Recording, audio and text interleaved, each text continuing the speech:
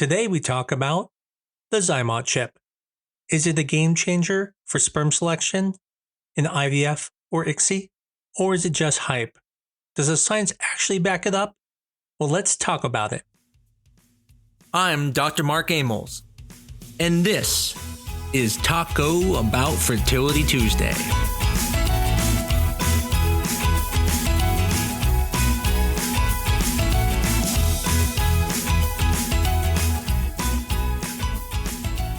So why does sperm selection matter? Well, it has to come down to sperm DNA integrity because it influences things like fertilization, embryo development, and miscarriage risk. We all know sperm is not created equal. Clearly, I don't have as good a sperm as Brad Pitt. Some sperm may swim really good, but they carry damaged DNA. Others look great, like maybe from Brad Pitt, but they can't fertilize an egg. And here's the kicker.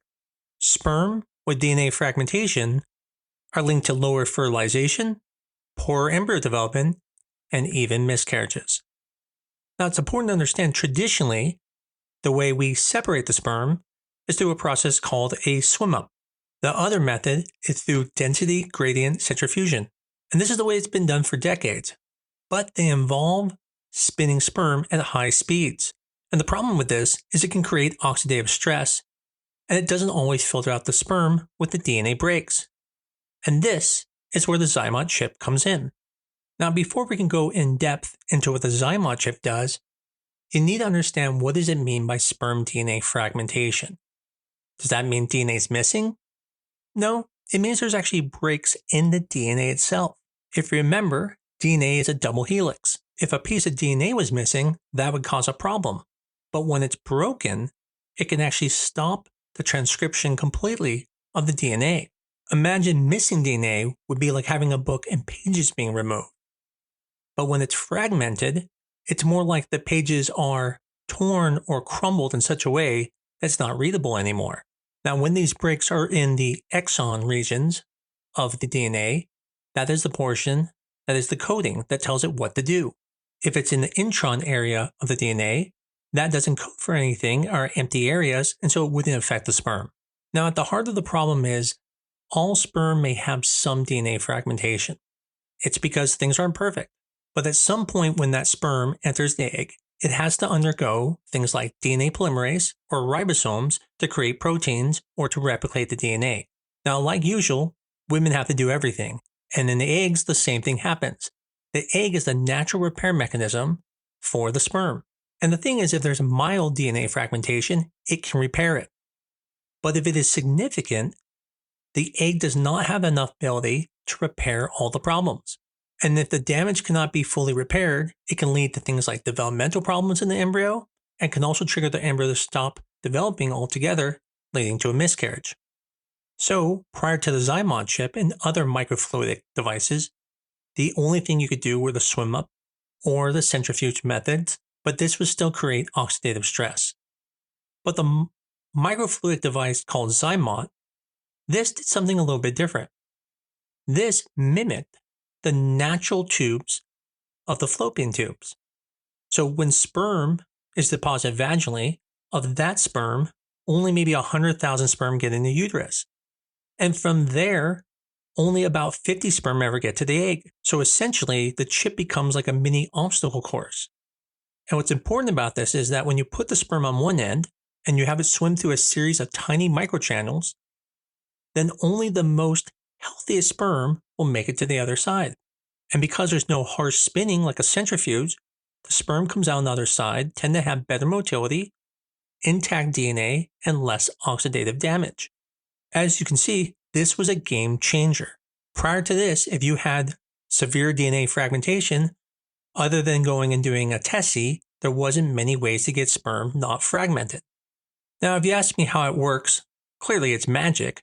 But the way it actually works, as I mentioned, is you put the sperm in an inlet chamber. Then the sperm will swim through the microchannels under laminar flow that's smooth and gentle flow with very little turbulence. And then along the way, the sperm will essentially get weeded out, so only the best of the best sperm and the strongest sperm will make it to the collection chamber. Think of it as the survival of the fittest. And because the sperm are actively swimming, not being forced by a centrifuge, the ones that make it through are more likely to have good DNA integrity. So it's settled. The ZyMōt chip is great and everyone should use it. Well, not so fast. Let's look at the science. Well, inside the lab, what we see with the ZyMōt chip is that the sperm consistently shows lower DNA fragmentation compared to both raw samples and standard preps. In fact, in one blind study, DNA fragmentation dropped to almost 0% in most samples after the microfluidic sorting. And that's quite impressive. They also showed better motility, higher vitality, and even more normal morphologic appearance compared to the centrifuge sperm. Basically, the chip seems to select the sperm that are both healthier and genetically cleaner. And this is rather fascinating because when you think about it, sperm usually just brings the DNA to the egg. So you would think that it wouldn't matter what the DNA is like. It should be able to swim there because how it runs shouldn't matter what the DNA is inside it because that DNA isn't the DNA that made the motility. But what this told us was something different. It said, no, that DNA inside of the head may be still being used in small portions to run things, and the ones that have more DNA fragmentation won't do as well as the ones that have less.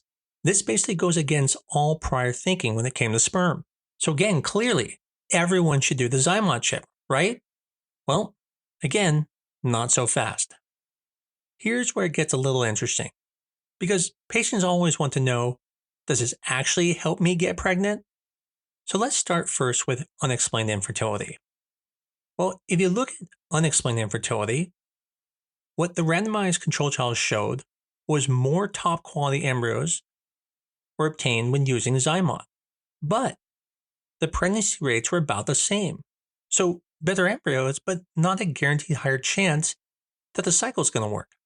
Now, what about male factor infertile couples? Well, in a randomized control trial, they found that when using the microfluidic sperm sorting device, it nearly doubled the live birth rate. About 47% with a chip versus 25% with conventional prep. And that's a pretty big difference. In fact, when they looked at patients with high sperm DNA fragmentation, a large cohort study showed that ZyMōt dropped fragmentation by almost half, and these couples went on to have respectable live birth rates around 29% for the first transfer and over 40% cumulative across a few transfers. And that's fairly remarkable for a very tough group. But on the flip side, some large randomized control trials in unselected IVF groups, meaning not selecting out male factor or some specific part, found that ZyMōt didn't really become superior, and it really didn't improve embryo quality. It didn't improve implantation or pregnancy rates compared to the standard prep. So what's the takeaway? Well, the takeaway is kind of like the ERA. You'll hear people all the time say, well, the ERA shouldn't be used for everyone, and it doesn't work. Not true at all. It just means it shouldn't be used for everyone because when you use it for everyone, you really don't see a benefit. And that's kind of the point with the ZyMōt chip.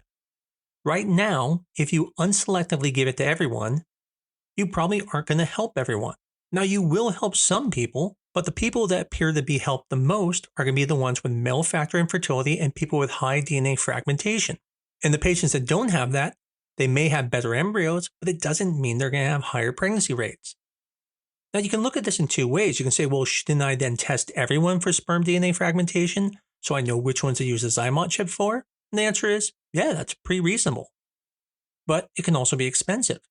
If it costs $500 to do a DNA sperm fragmentation test, but only $100 to do the ZyMōt chip, it might make more sense just to preemptively give the ZyMōt chip. And that's actually what we do at our clinic. Everyone gets a ZyMōt chip that can technically use it. Now, there is a point. Not everyone can use the ZyMōt chip. If your sperm count is significantly low, you cannot use a ZyMōt chip. You need a certain amount of sperm to make it work, so people with very severe counts in their sperm will not be able to use the chip. Other groups that may benefit are going to be patients who have had failed fertilization or maybe even poor embryo development in past cycles. And although not a research, anecdotally, I've noticed that when patients have struggled in other cycles and we change it, they tend to do better. And again, the other two groups that are always going to do beneficial are going to be men with high DNA fragmentation and couples with male factor infertility. Now, just like the ERA, it never hurts to do it. It's safe. It won't hurt your chances. It may even give you a few good embryos. But in the end, it doesn't statistically give you a higher chance of a live birth, at least in a unselected group. But in a selected group, it absolutely can benefit you. So the bottom line, the ZyMōt chip is a clever way of letting sperm prove themselves, just like they would in nature. The science shows us that sperm with less DNA fragmentation and better motility do better. And for certain couples, especially those with sperm quality issues, it might make a difference between a failed cycle and a healthy pregnancy by using these microfluidic devices. Now, it's important to know there are now other devices. ZyMōt was one of the first, but there are others. And if you're going through fertility treatment, ask your clinic whether they offer ZyMōt and if it might be the right situation for you. Because when you're trying to make a baby, every detail counts. So in the end, do microfluidic devices help? The answer is yes, but in targeted groups. In the general population, you might get better embryos, but you're not going to get a consistent jump in euploid status or live birth rates. Now, like everything in medicine and science, this is just the first chapter in this story. Over time, these may get better, and we may learn which patients are the best to use microfluidic devices for. Maybe in the future, we might be able to use these to channel sperm, so we can then do gender selection. The point is, this is an exciting time in science when it comes to fertility. And this device gives us another tool to help those who need the help most. If you're like me and not Brad Pitt and needed help with your sperm, maybe the ZyMōt chip may help you. And maybe this podcast helped you understand that there are some other tools out there to help you if you haven't had success. If you know someone who's maybe going through this, let them know about this podcast. They may not be aware of this chip. And as always, I greatly appreciate everyone who listens to this podcast. If you like us and you want to support us, give us a 5-star review on your favorite medium, tell your friends and family about us, but most of all, keep coming back. I look forward to talking to you again next week on Taco Bout Fertility Tuesday.